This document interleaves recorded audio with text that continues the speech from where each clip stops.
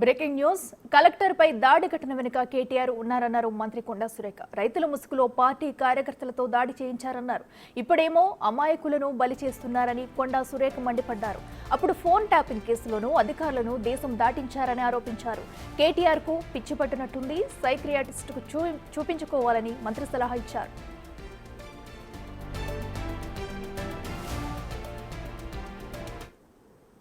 కావాలని కేటీఆర్ ఒక వెనుక ఉండి తను అదృశ్యహస్తంగా మారి రెచ్చగొట్టి ఈ కార్యక్రమాన్ని చేయించాడు అనేది జగమెరిగిన సత్యం. అందులో మీరు పావులైపోయారు. దయచేసి ఇక ముందు బీఆర్ఎస్ వాళ్ళు ఇటువంటి ప్లాన్లు చాలా చేస్తారు. ఎందుకంటే ప్రభుత్వాన్ని ఎదుర్కోవడానికి వాళ్ళకి ఎక్కడా కూడా ఏమీ దొరకట్లేదు. దొరకనప్పుడు ఏం చేస్తున్నారు, వాళ్ళు క్రియేట్ చేసి దాన్ని సీన్ చేస్తూ ఉన్నారు. ఈ విధంగా క్రియేట్ చేసి అమాయకులను బలి చేస్తూ ఉన్నారు.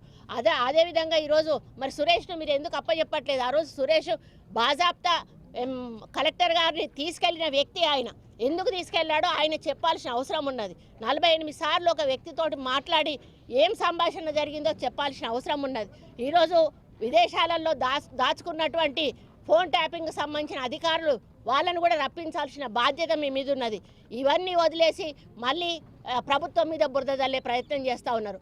ముఖ్యంగా ఇక్కడ చెప్పేది నేను ఒక్కటి ఏంటంటే, 10 సంవత్సరాలు ఒక మరి రాజుల్లాగా ఎట్లా అంటే మన నియంత్రణలాగా వ్యవహరించి తుగ్లక్ పాలన అందించారు. తుగ్లక్ పాలన అంటే వాళ్ళు బాగుపడ్డారు, ప్రజలను మొత్తం సర్వనాశనం చేసి, తెలంగాణ సర్వనాశనం చేసి వాళ్ళు మాత్రం కోట్ల రూపాయలు ఇప్పుడు అక్కన్నట్టు కేంద్ర పార్టీలలోనే ఎవరి దగ్గర నేషనల్ పార్టీలలో లేవు. వాళ్ళ ఖాతాలో ఉన్న అన్ని డబ్బులు ఎక్కడి నుంచి వచ్చినాయి అంటే మీరు ఎవరితోటో లాలూచి పడితేనే కదా వాళ్ళు మీకు డిపాజిట్ చేస్తారు డబ్బులు. ఆ విధంగా మీరు లాలూచి పడి తెలంగాణ ప్రజల సొమ్ముతో బేరసారాలు ఆడుకొని కోట్ల రూపాయలు దండుకొని ఈరోజు అధికారం కోల్పోయి పిచ్చి పట్టి మీరు పిచ్చిగా ప్రవర్తిస్తూ ఉన్నారు. దయచేసి మిమ్మల్ని ఒక్కటే నేను సలహా ఇస్తాను, సైక్రియాటిస్ట్కు చూపించుకోండి మీరు మొదలు. ఎందుకంటే నాకు తెలిసి మీ మానసిక పరిస్థితి సరిగా లేనట్టున్నది. ఈ అధికారం పోయిన పిచ్చిలో ఉండి మీరు ఏం చేస్తున్నారో అర్థమవుతున్నట్టు లేదు.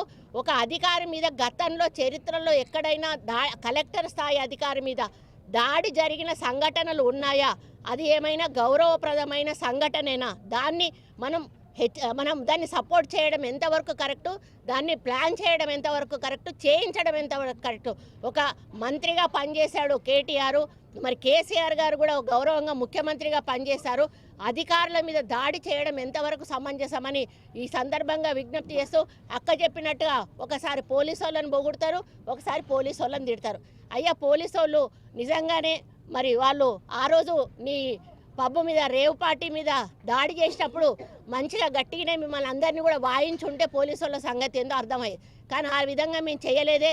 ఏమీ లేనప్పుడు మమ్మల్ని తీసుకుపోయి కాంగ్రెస్ పార్టీ వాళ్ళను కారణాలు లేకుండా జైల్లో పెట్టిన సందర్భాలు మీ అధికారంలో ఉన్నప్పుడు చాలా ఉన్నాయి. కానీ ఈరోజు నువ్వు జైలుకు పోతా అంటే ఏదో తప్పు చేసే ఉంటావు. ఈరోజు నీ చుట్టూ 200 మంది ప్రైవేట్ సెక్యూరిటీని పెట్టుకొని వాళ్ళని పడుకోకుండా కాపలాగా ఇస్తున్నావు. ఎందుకు భయపడుతున్నావు? నువ్వేం తప్పు చేయనప్పుడు ఒంటరిగా ఎందుకు తిరగట్లేదు? రావడానికి ఎందుకు భయపడుతున్నావు? అంటే ఖచ్చితంగా కేటీఆర్ గారు తప్పు చేశారు.